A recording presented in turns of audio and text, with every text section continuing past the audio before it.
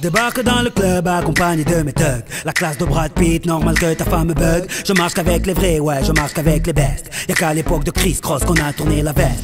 Sopra, ça va? Ça va impeccable, tranquillement. Cosmopolitanie, tu peux nous rappeler la date de sortie, c'est pour bientôt là? 13 octobre. 13 octobre, on est en pleine promo, c'est pour ça que j'ai les petits yeux. Parce que je fais des concerts en même temps tous les soirs. Un peu partout, on fait des petits concerts privés un peu à droite à gauche, on prépare les clips, on prépare la promo, on prépare la tournée, donc voilà, on est en plein dedans. Bon alors, pour cette interview-là, c'est pas moi qui vais décider un peu des questions, Ouais. Ça va être les titres de D'accord. ton album que j'ai eu l'occasion d'écouter. Ok. Donc pour ceux qui veulent connaître la vie de Soprano, son parcours, tout ça, reportez-vous aux précédentes interviews, je pense qu'on en a dit pas mal. Yes, en plus Donc, quand même, ça fait un moment qu'on est là. Ouais. Donc à un moment donné, putain, il va falloir faire une grosse mise à jour. Voilà. Alors on va commencer par le dernier morceau que tu nous as présenté qui s'appelle Préface, c'est l'intro de l'album. Ouais. Que Dieu pardonne mes écarts, mes excès, mes manquements, mes yo-yo dans la prière, mes péchés, mes battements. Cœur pour la musique, pour la chair, pour l'argent. Qu'il accepte mon repenti avant le dernier jugement. Qu'il me donne l'endurance pour combattre mes démons. C'est un retour aux racines un peu ce morceau-là, c'est quand même le plus rap de l'album. T'as dit que tu l'as écrit en 20 minutes? Ouais. Ça Ouais. Est-ce que c'est plus compliqué d'écrire ce genre de morceau que les autres morceaux avec plus de mélodie, avec des thèmes plus précis, tu vois, parce que là tu fais un peu le tour. Non, faire des morceaux, si je l'ai écrit en 20 minutes, ça veut dire que déjà c'est un exercice que je fais depuis longtemps. Je vais pas faire le mec qui est... Mais c'est pas que c'est facile, mais je fais ça depuis longtemps. C'est des trucs c'est comme le vélo. Tu vois, le vélo, tu n'en as pas fait pendant des années, si tu le reprends, mais tu arrives direct à refaire. C'est des trucs que moi j'aime bien, mais que j'aime faire sur 1, 2, 3 morceaux après. Parce qu'un morceau comme ça, le modèle, il n'y a pas de refrain, donc c'est un couplet de quasiment 5 minutes. Ouais. Est-ce que c'est plus compliqué à structurer qu'un morceau où voilà, il va falloir que tu trouves une mélodie, parce que finalement il y a beaucoup plus de texte dans ce morceau-là que dans un autre, que dans... Bien sûr. Ah ben en fait, tu sais c'est quoi? C'est que dans les morceaux comme ça, en fait, je cherche la rime. Chaque fois, tu cherches une punch qui va aller avec l'autre. Tu vois, aujourd'hui par exemple, souvent, j'ai remarqué, c'est pas négatif, parce que ça fait partie de la mode d'aujourd'hui. Dans le rap, quand je parle de rap, c'est des morceaux rap, parce qu'il y a rap et chant. Parce que moi je suis un rappeur, mais des fois je fais pas de rap. Tu vois, donc je préfère préciser ça pour que je ne me fais pas attaquer 3 secondes après. Et comment ça s'appelle? Aujourd'hui, c'est que des punchlines. Il n'y a pas de thème. Tu prends une phrase au hasard et tu fais que le refrain. Et après tu mets des petites punchlines à chaque phrase. Il n'y a pas de truc précis. Il y a quand même un fil conducteur dans ce morceau. Dans celui-là, oui. Mais quand même, je suis parti dans le registre où je mets je cherche chaque fois des rimes par rapport au fil conducteur que j'ai, par rapport au thème ou à la direction que je voulais. Donc pour moi, ça vient rapidement. Après, quand je fais un morceau avec la mélo, j'essaie de trouver un thème, j'essaie de le concentrer, c'est pas pareil. Parce que là, chaque fois, des fois, quand je déborde en mettant une punchline, je préfère sacrifier, enlever une punchline et rester dans le thème, qu'essayer de vouloir de faire le grand écrivain, essayer de mettre plein de punchlines dans un morceau et que ça me sorte du thème et que ça me fasse pas une chanson unie et homogène et unique surtout. Et sur ce morceau-là, Préface, c'est plus un morceau où je me lâche. Donc à chaque phrase, j'essaie de trouver une sorte de petite punchline à chaque phase. Voilà. C'était important, est-ce que tu prends justement du plaisir encore à faire ce genre de morceaux, j'ai envie de te dire comme à l'époque de Bloc Party, voilà, à rapper, parce que dans l'album, il est un peu à part. Ouais. Eh ben, comment ça s'appelle? En fait, je prends plaisir, mais j'ai l'impression que j'avance pas, quoi. Ouais, t'as pas l'impression de te lancer un défi quand tu fais ça, c'est quelque chose que tu maîtrises. Mais après, j'aime bien. Ça veut dire, j'aime bien, je trouve que ça manque, même dans ce que je fais depuis ce temps-ci, je trouve que ça manque, ou même je trouve que ça manque dans le rap en général. T'as l'impression que le public aussi t'attend sur ce terrain-là Un certain public. Ouais. Un certain public, pas tout le monde. Il y a des... Peut-être celui de tes débuts. Ouais, mais celui de mes débuts, il est nostalgique à vie. Ça veut dire que il est nostalgique sur tout ce qui s'est passé quand ils avaient 16, 20 ans. Ça veut dire que tous les artistes qu'ils ont aimés à cette époque-là, quand ils sortent des disques, ils ne les suivent pas parce qu'ils veulent qu'ils font le même disque quand ils ont 16 ans. Ouais, mais ça, c'est pas possible. Tu vois ce que je veux te dire? Ça, c'est autre chose. Mais moi, je voulais faire un album avec plusieurs styles. Donc, il fallait ce style. Donc, j'ai fait ce morceau-là. Et en plus... il y a aussi le côté revanchard pour dire mais les gars arrêtez de me prendre la tête avec ça, je sais le faire, si je veux je le fais, si je veux je le fais, mais je suis pas dans ça, de temps en temps j'aime bien le faire, ça me fait plaisir, il n'y a pas de problème et tout, mais moi j'ai envie de, je fais pas une mixtape quoi, c'est un album il doit avoir plein de choses, il doit avoir plein de couleurs, il doit avoir plein de, bien sûr là par exemple je vais travailler sur une mixtape, bien sûr il y en aura plein de morceaux comme ça, mais je trouve que quand on fait un album, il faut que ce soit plus gros, il faut que ce soit plus travaillé, plus de thèmes précis, il faut que ça soit plus ouvert. Mais après ça c'est mon discours depuis Bloc Party, j'ai le discours d'un mec qui veut être ouvert. Mais je trouve qu'un album c'est pas une mixtape. Il faut un morceau comme ça. Et après il y a Kalachin Rosis aussi qui est un peu dirty, qui est un peu trap on va dire. Mais je trouve qu'un album il doit être composé de plusieurs ingrédients pour faire un bon plat, je pense. Alors tu l'as dit, moi je te qualifierais aussi comme un rassembleur. Et là, ça revient au morceau Cosmo qu'on a pu aussi écouter, qui est déjà un single. Montre-moi comme tu es, ce soir est un jour de paix. Montre-moi comme tu es, ce soir pas de tenue exigée. Tu prônes le rassemblement face à une société qui se divise de plus en plus. Yes. Là, je vais te prendre un exemple de l'actualité. Comment tu as vécu? Bon, alors la montée du FN, on la voit depuis des années, donc c'est peut-être pas sur ça que je vais m'arrêter. Yes. Mais c'est, tu vois, par rapport à l'égorgement d'Hervé Gourdel par le Daesh. Ouais. Comment tu as vécu, tu vois, justement cette sectorisation de la population quand on demande aux musulmans de France de se désolidariser des actes terroristes? Ouais. Tu vois, c'est un peu contre ça aussi que tu vas dans ces morceaux-là. Mais bien sûr, le truc c'est que la dernière fois je parlais avec un collègue qui me disait morceau engagé, pas morceau engagé, morceau commercial, pas morceau commercial, morceau boom boom avec un peu électro, morceau... J'ai dit, Franco, c'est pas parce que c'est mon morceau, je trouve que Cosmo est peut-être le morceau le plus engagé des morceaux rap. Oui, je sais, c'est un morceau boom boom qui passe à Énergie, qui passe à Sky, qui passe à Fun Radio, il passe à tout ça, mais je pense vraiment c'est le morceau le plus engagé qui est sorti depuis longtemps, dans le sens où un morceau engagé, ça ne veut pas dire que tu fais un morceau énervé. Un morceau engagé, ça ne veut pas dire que tu vas faire un morceau où tu cries toutes les 3 secondes, il n'y a pas beaucoup de monde qui te suivent. Un morceau engagé, c'est quelque chose qui touche un maximum de monde et qui a un gros message. Ce message-là, je dis justement, dans ce morceau, loin des amalgames politiques. Ça veut dire que par rapport à la politique qui nous divise, par rapport au Front National, on parlait, ou par rapport à l'islam, tout direct, on est en train de... La politique qui commence à dire, voilà, les musulmans doivent se justifier, doivent faire un truc. Mais pourquoi? Normalement, automatiquement, vous devez le savoir, que le mec, il est à part, c'est un faux. Pourquoi direct alors c'est musulman, il faut tout mélanger?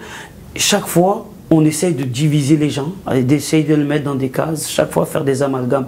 Et ce morceau, c'est ce que j'essaye de dire à travers ce morceau. J'ai pas essayé de faire des métaphores de ouf, j'ai essayé d'être clair. Ça veut dire que tu sois casquette, blanc, noir, musulman, juif, je m'en fous. Loin des amalgames politiques, la musique à la base c'est fait pour réunir. Et quand je vois un peu ce qui se passe par rapport à cette actualité, je suis un peu comme Mokobé quand je le vois dans les émissions. Ça c'est pas mon islam, mais ça fait longtemps que je le dis. Et c'est malheureux que ça fait longtemps que je le dis, que je le dise encore aujourd'hui. Tu vois, c'est trop malheureux que je suis là. La dernière fois j'ai fait une interview par rapport à ça. On me dit qu'est-ce que tu voudrais dire? Eh ben j'ai dit, je vais vous dire une phrase que je dis depuis 10 ans. Je me rappelle même de l'époque où This La Peste, il nous avait invités au Victoire de la musique avec James, quand il y avait l'histoire de Ilan Halimi. J'ai dit je suis musulman pour aimer, pas pour armer. Mais je l'ai dit il y a 10 ans, je le dis encore maintenant, je dois me justifier. Pourquoi? Parce que je suis musulman. De mon quartier, je suis fier. Je suis pas du genre à vendre ou à mettre en solde ceux qui me sont chers. La télé est un polaroid avec des tas de clichés. Alors je suis musulman pour aimer, pas pour armer. Ben voilà, il faut que je justifie à chaque fois qu'on n'est pas comme ça. Et ça, c'est le problème qu'il y a à chaque fois. Et c'est pour ça de sortir des morceaux comme ça, quand je vois les plus jeunes, quand ils écoutent ça, ils commencent avec des bases comme ça. Quand il y avait Ayam à l'époque ou NTM, quand ils faisaient des morceaux, les morceaux avec le message, j'avais 14 ans quand j'écoutais ça. J'avais pas 35 ans comme aujourd'hui. Parce que souvent, les gens, ils aiment trop se plaindre. Ouais, le rap, c'est que pour les enfants. Oh, quand j'avais NTM, tu crois que j'avais quel âge? J'avais 28 ans, je fumais le shit, j'avais... Oh, tranquille, j'avais 14-12 ans. Tu vois ce que je veux dire? On n'est pas... Les petits, ils sont pas bêtes, tu vois. Donc, quand tu fais des morceaux comme ça, ils partent avec une base. Ouais, c'est vrai, c'est un hit, mais écoute ce qu'il dit. Il est en train de nous dire, on est ensemble. Même par rapport à la musique. Toujours, il faut dire, ça c'est du rap, lui c'est un rappeur, c'est pas un rappeur, c'est de la variété, pas la variété, de la électro, techno. Oh, fais la musique comme tu le sens. C'est comme ça, tu as envie de rapper, rappe, tu as envie de chanter, chante, qu'est-ce qu'il y a? Tu as envie. Tu veux tout niquer, tu veux faire un hit, ben fais-le. Parce que si c'était facile de faire un hit, putain, merde, tous les mecs de mon quartier, je te le dis, ils auraient fait la recette. Mais bon, c'est pas aussi simple que ça. Mais voilà, c'est un peu un morceau, c'est pour ça que je dis que ce morceau, c'est un des plus engagés de mon album, dans le sens... C'est celui qui donne le titre aussi. C'est lui qui donne le titre, qui explique là, mon album, qui explique ma philosophie, et qui explique... Après, les gens, il y a des gens qui comprennent beaucoup, vu que ça marche. Donc je pense qu'il y a beaucoup de gens qui comprennent le sens de le fond. Après, ceux qui ne comprennent pas, comme je dis toujours, il y a d'autres disques à côté, qui ont un message peut-être différent, que les gens valident, que moi je ne valide pas. Mais moi, je ne vais pas changer pour une street credibility. À l'école, tu peux voir des Saïd et Nicolas, mais pourtant en histoire, certaines se reconnaissent pas. Ils nous parlent de Mozart, Beethoven et tralala, alors qu'on a dans le cadre du hip-hop en MP3. C'est assez marrant parce que tu me parlais justement de la jeunesse. Ouais. Il y a un morceau qui leur est directement, enfin c'est pour eux, c'est Ils nous connaissent pas. Alors je vais te demander d'expliciter qui est le il et qui est le nous. Ouais. Alors moi je le comprends comme la jeunesse pour le nous, et le il, j'ai pas bien cerné, est-ce que c'est la génération d'au-dessus, est-ce que c'est... Quand je l'ai écrit, c'est la politique, c'est ministre, député, président, tous ces trucs-là. Parce que... Et le nous, c'est pas moi. Même, je crois même pas que c'est toi, c'est beaucoup plus jeune. Et en plus, c'est pas tous les jeunes. Parce qu'il y a des jeunes qui sont dans d'autres cas, parce qu'ils ont grandi dans des quartiers où ils ont eu des parents peut-être qui avaient beaucoup plus de force pour pouvoir les tenir. Il y a beaucoup de choses. C'était on va commencer par le nous, les jeunes. C'est pas moi, c'est pas toi, c'est pas eux, c'est beaucoup plus de jeunes. C'est un peu la chanson pour dire, putain, on se plaint que la jeunesse elle part en couille, mais c'est normal. Ceux qui ont la responsabilité de ces jeunes et du pays, eh ben, ils se concentrent sur des choses beaucoup moins importantes pour moi, pour pouvoir faire changer les choses. Parce que comme on dit souvent, les jeunes c'est l'avenir du pays. Mais si tu ne les comprends pas, tu les écoutes pas, tu n'essayes pas de comprendre ce qu'ils veulent, ce qu'ils sont, tu ne comprends pas leur code, comment tu veux les aider? Donc, pour les jeunes et les gens de la politique, on va dire entre guillemets, il y a une grosse fissure aujourd'hui. Il y a une très très grosse fissure. Et c'est un peu le morceau que j'ai écrit, qui en plus que j'ai écrit pour la Colombe à la base. Ce morceau, je l'avais enregistré à la Colombe. Après, j'ai dit, bon, après ça c'est plus artistique, j'ai dit, je crois que c'est trop tôt. Quand j'avais fait ce morceau, j'ai dit, je crois, il est un peu trop tôt, c'est trop chanté maintenant, c'est trop tôt. Aujourd'hui, c'est la bonne période, vu que tout le monde il le fait. Mais c'est un peu le discours, c'est un peu le thème de ce morceau, ils ne nous connaissent pas. Et toi, tu te situes où justement? Parce que comme tu l'as rappelé, tu as 35 ans, donc tu fais plus partie de cette jeunesse-là. Ouais. Il y a une partie de ton public qui est touchée par ça, ouais, bien sûr. Par ça. De l'autre côté, bon, bah, j'imagine aussi que tu te rapproches aussi de l'autre génération. Est-ce que tu as le sentiment, toi qui te trouves au milieu, qu'il y a une génération d'incompris, ou en tout cas un fossé? Un fossé entre deux générations en ce moment? Est-ce que toi, quand tu étais jeune, tu avais le sentiment que c'était pareil? Ah, ça c'est une bonne question. Là, j'allais te dire oui, après quand tu m'as posé la dernière, là, c'est pas pareil. Parce que j'ai remarqué que chaque fois, à chaque génération, les anciens ils disent « Ouais, mais à mon époque, c'était pas comme ça. » Donc je me dis, peut-être que c'était pareil, c'est simplement que les générations, l'époque, on va dire plus que la génération, l'époque a changé. Tu vois, c'est... moi, quand j'étais plus jeune, un grand il me mettait une tarte, je baissais la tête. Aujourd'hui, un grand il met une tarte au petit, la veille, le soir, il reçoit une balle. Tu vois ce que je veux te dire, c'est un peu différent, mais ça c'est l'époque. Et le truc c'est qu'on sent grave une grosse coupure Aujourd'hui, avec les jeunes, tu peux pas leur parler. Tu peux plus leur parler. Je sais pas si tu te rappelles de la scène de The Wire. Tu l'as vu The Wire? J'ai débuté, j'ai du mal à accrocher. Tu n'as pas regardé encore? Ouais. Oh putain, alors tu fais pas vraiment partie des rares. Surtout lui qui fait là-bas, il te le dit. Et il y a une scène dans The Wire, il y a un mec qui veut essayer d'aider les jeunes. Il a un super programme, il dit je vais essayer de venir dans les écoles, essayer d'aider les jeunes pour les sortir de la rue ou au moins en faire quelque chose. Le mec, il va voir un flic qui a travaillé pendant des années dans les quartiers chauds. Et le mec, il lui dit, ouais, mais tu veux faire quoi? Ben, je vais commencer avec les 18-20 ans. Le mec, il s'éclate de rire. Il lui dit, mais tu es fou, c'est mort. Ils vont pas t'écouter, eux, ça y est. Eux, c'est foutu. Le mec, il dit, mais non, pourquoi tu es aussi négatif et tout ça? Il lui dit, ben, viens voir, on va tenter un truc. Il part dans une cellule et il y a un petit qui doit avoir 18-19 ans. Je sais pas si tu vois cette scène. Et le mec, il lui pose des questions par rapport à pourquoi tu venais en prison, qu'est-ce que tu as fait, tatati, tatata. Et le jeune, tu le vois, il est tendu, il est tendu. De l'autre côté, il y a un des mecs, lui, qui a fait ce programme, qui est avec un stylo en train d'écrire. L'autre, le jeune, il dit, arrête, pose ton stylo, pourquoi tu écris? L'autre, il dit, mais tranquille. Il continue à parler, il le voit écrire, arrête, enlève ton stylo, je vais te casser la gueule. L'autre mec, il dit, il comprend pas. Il continue, le mec, il sort et il voit la violence que le jeune de 18-20 ans, il a. Il a compris que c'est mort. C'est pas comme ça que... Et le flic, il lui dit, maintenant tu as compris, il faut aller encore plus jeune. C'est à eux qu'il faut parler. Parce que les autres, ça y est, ils ont été abandonnés, c'est mort. Pour leur parler, il faut trop de choses. Mais les plus jeunes, tu peux commencer à travailler. Donc il va directement encore plus bas. Et c'est un peu le sentiment que j'ai aujourd'hui. Ouais, ça veut dire qu'il y a... plus vite aujourd'hui. Ouais. Aujourd'hui, il y a vraiment un gros fossé. Si tu veux travailler sur quelque chose, je pense qu'il faut travailler beaucoup plus sur les plus jeunes. Beaucoup plus sur les plus jeunes. Il ne faut pas les lâcher.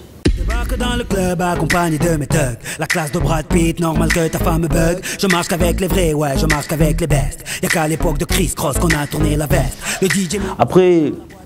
Moi, je suis là où moi je le rejoins moins sur certains points par rapport à ce qu'il a dit, Bouba, mais je comprends le fond de ce qu'il a voulu dire.